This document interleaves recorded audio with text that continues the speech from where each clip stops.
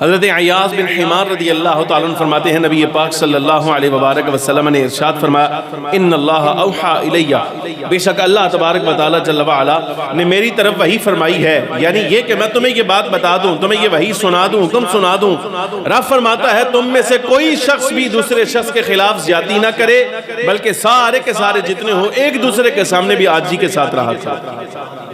یہ وہی ہے، اور رب العالمین جل وعلا کا حکم ہے کہ آپس میں ایک دوسرے کے ساتھ بھی، غریب بندہ بیٹھا ہو یا امیر بیٹھا ہو، یہ بھی بڑی عجیب بات ہے کہ بندہ اگر خود صاحب حیثیت ہے اور سامنے کم حیثیت کا آدمی بیٹھا ہے تو اس کے سامنے وہ بڑا ہوتا ہے، اور اگر اپنے سے بڑا حیثیت والا سامنے بیٹھ جائے تو اگرچہ یہ صاحب حیثیت بھی ہو تو پھر دب جاتا ہے۔ رب العالمین جل وعلا ایسی حالتوں کو پسند نہیں فرماتا جو سامنے والے کو دیکھ کر بدلتی رہیں، نہ،